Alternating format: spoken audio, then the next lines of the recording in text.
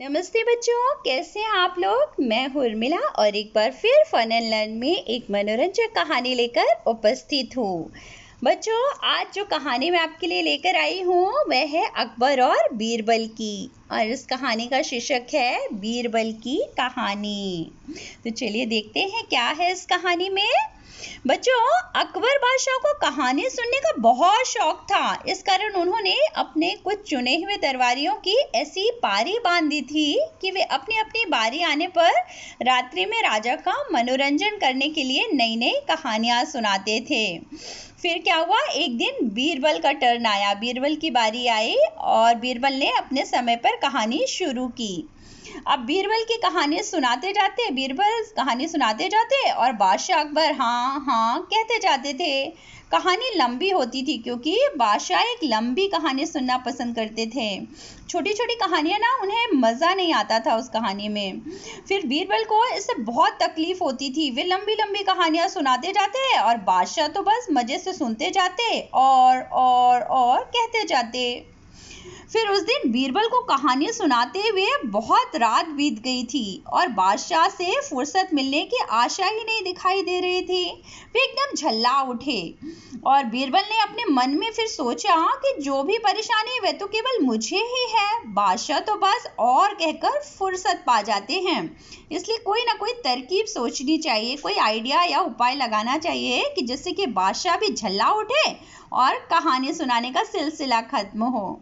अब बीरबल ने अपनी बुद्धि से तुरंत एक तरकीब निकाली और उसी के अनुसार दूसरी कहानी शुरू की। तो क्या थी दूसरी कहानी?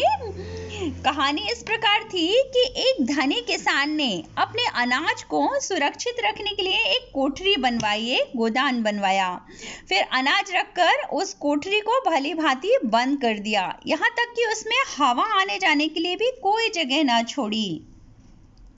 पर देखो, विधाता का विधान अनोखा ही होता है। अत्यंत सावधानी बरतने के बावजूद भी उस कोठरी में एक छेद रह गया, एक छोटा सा होल रह गया, जिसमें से एक छोटी सी चिड़िया कोठरी में घुस गई और दाना लेकर फर्र से उड़ गई।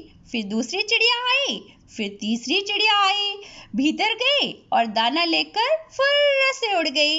इसी तरह लगातार गिनते कहते कहते बीरबल ने सैकड़ों मतलब 100 से ज्यादा चिड़ियों की बात कह डाली।